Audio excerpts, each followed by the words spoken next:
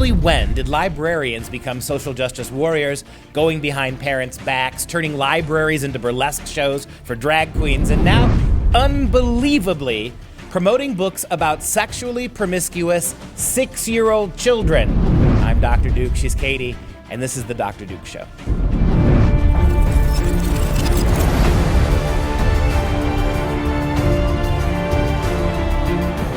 Hello, everyone, and welcome to the only show that keeps you educated on the craziness and the patheticness impacting K-12 classrooms and college campuses around the world.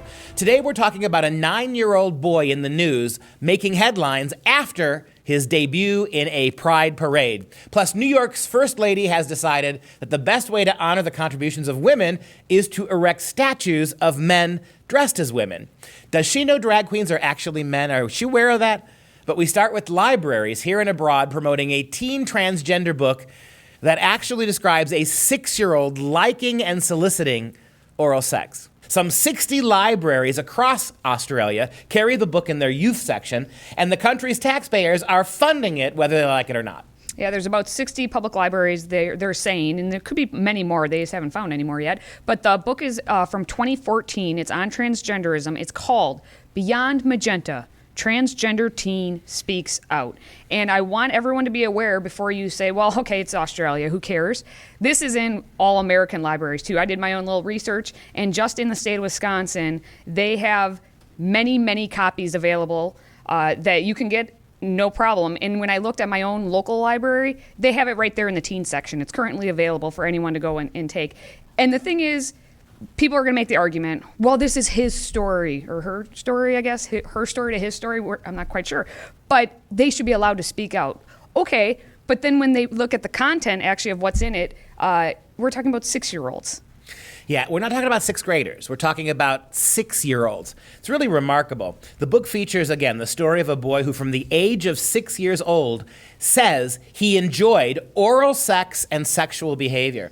At least 5 other transgender teens and their stories of sexual awakening and transition are profiled in this book, right? And a portion of the book actually reads this, quote, "From 6 years old and up, I used to kiss other guys in my neighborhood, make out with them, and perform oral sex on them. I liked it. I used to love oral, and I touched their you-know-whats." And what gets me about this, you can be so adult and prurient about this, but the word penis has to be covered up with you-know-whats, right? Mm-hmm.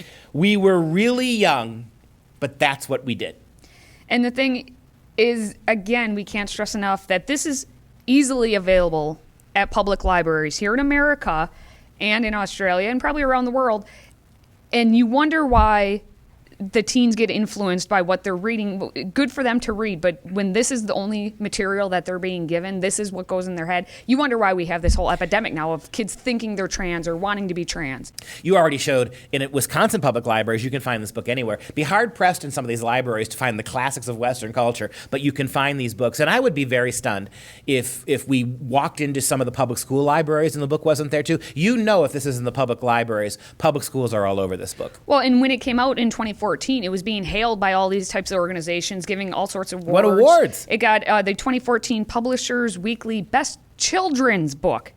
Best Children's Book.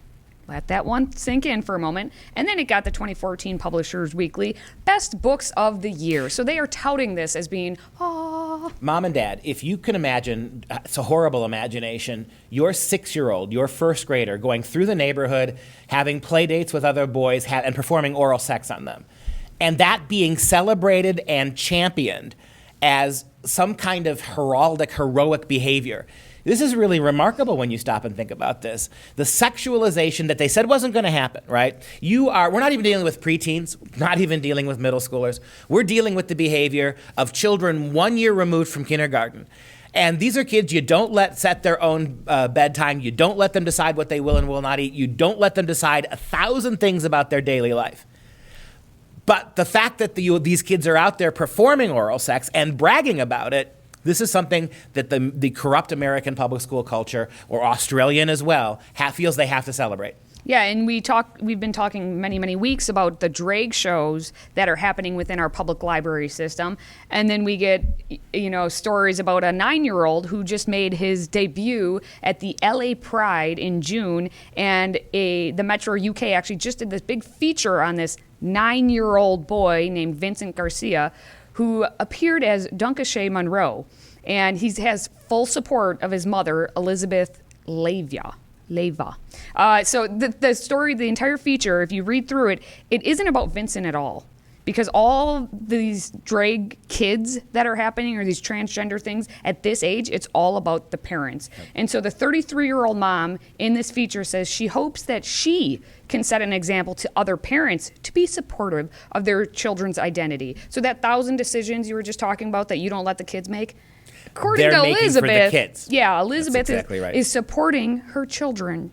Right. She has 2 other boys. She has 3 boys total, and 9-year-old Vincent is a Dunkashay Monroe now. Now, if this was a 33-year-old white mother who had her little girl forcibly participating in beauty pageants at age 9, lathering on the makeup, wearing the sashes, strutting around in high heels on stage, the progressive left would call this child abuse. They would call it exploitation. It would call projecting toxic masculinity, toxic sexuality onto little girls. These are the same people that condemn this, that are doing this now. Oh, and by the way, aren't these the same liberals who condemn the dressing up of little girls as princesses at Halloween, who argue that princess culture, little girls in their tiaras and their gauzy, lacy gowns, right, and their slippers, pretending to be princesses, is again anti-feminist?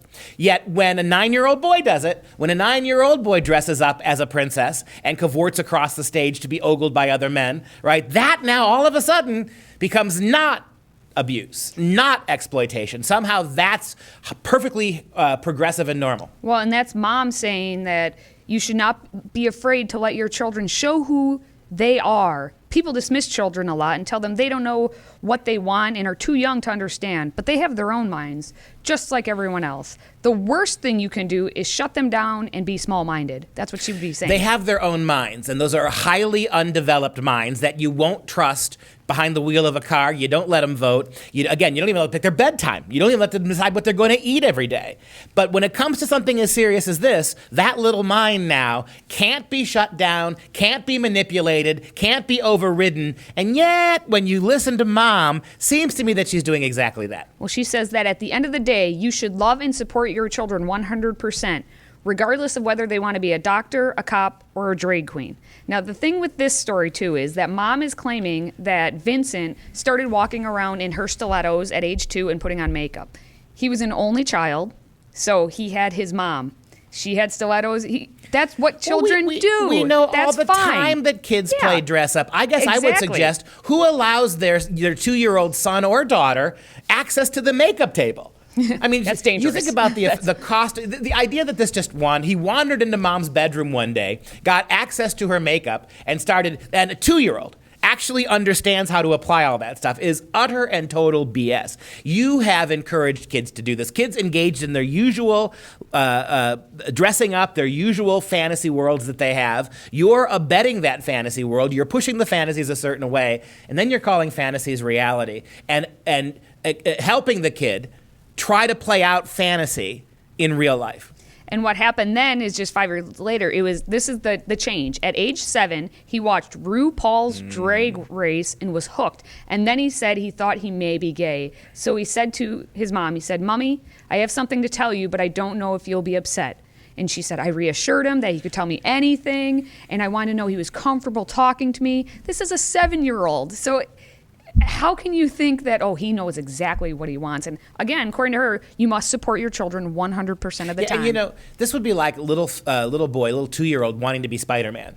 And then you dress them in Spider, like little girls get dressed as princesses, right? Yep. You take them out, but when the 2-year-old becomes a 5-year-old, becomes a 9-year-old, and most kids outgrow that, you're artificially holding these kids to it now, right? Something that inspired them at 2, that you have now fed them right, has led to all of this chain of events here that actually has nothing to do with the volition and will of a child too young to determine these things for himself. And even if he was a little bit older and he was understanding what he was doing, and as he gets older and he decides to be dress and drag or be transgender or whatever, as he ages, he can make that decision. But what's happening, and this is what gets me every single time with all of these parents, is they are turning all of their children into playthings. They think that they can dress up their children and they can take the children out. And he didn't get to go in this pride parade on his own. Mom and dad had to say it was okay. That's right. Mom and dad started an entire Instagram account supposedly for Duncan Shea Monroe. It even says the account is managed by dad and mom. But look at what it is.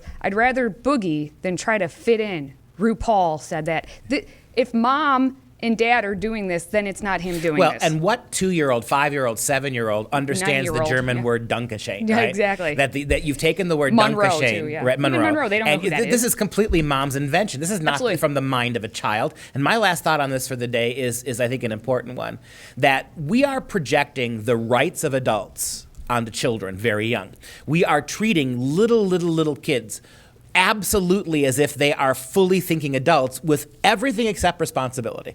Everything except accountability and reality, right? So on the one hand, we endow them in their little fairy tale childlike minds with absolute authority as adults, but we don't hold them accountable to adult standards, right? So in other words, it's the best of the adult world with little kid irresponsibility.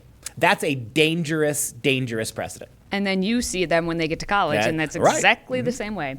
And speaking of irresponsibility, let's go to New York City, where they had just done a She Built New York City project, and it was an endeavor meant to balance the male-to-female ratio of the city's public statues. So what happened is they were allowed to have a citywide vote. Who should we pick as the statues to represent women? And the people voted for Saint Mother Frances Xavier Cabrini, but instead, because with the help of First Lady, New York City's First Lady, they decided, you know what? Let's put 2 men on who are drag queens, because that's what represents women. The city of New York wants to correct the toxic masculinity, too many statues of men, and they then democratically let people vote, and everybody votes for Saint Mother Cabrini, Frances Xavier Cabrini, one of the first, if not the first American saint, or American female saint. And what's interesting about Mother Frances is she is the patron saint of immigrants. The city of New York is the immigrant hub, right, for all of that immigration in the late 19th century. She lived a life in service to immigrants, and she's not good enough for the communist lesbian mayor, wife of Mayor de Blasio, and she overruled this is so communist. She overruled the Democratic vote. And instead of actually having a woman, a saint, be one of the statues, she chose 2 men who dress as women. Yep, so just so we know, it's First Lady Shirlane McRae. So she is the wife, again, of Democrat Mayor Bill de Blasio, who's trying to run for president at the moment, too. And she refused to have Mother Cabrini among the 7 leading ladies of New York. So here's who she chose. Marsha P. Johnson, who's actually Malcolm Michaels Jr., a drag queen who took part in the Stonewall riots of 1969. Of course, they celebrated that all summer, being the anniversary. And then it was Sylvia Rivera, also known as Jose Rivera, another Stonewall rioter and drag queen who, with Johnson, actually founded the gay liberation group STAR, Street Transvestite Action Revolutionaries. And once again, women take a backseat to men who pretend to be women.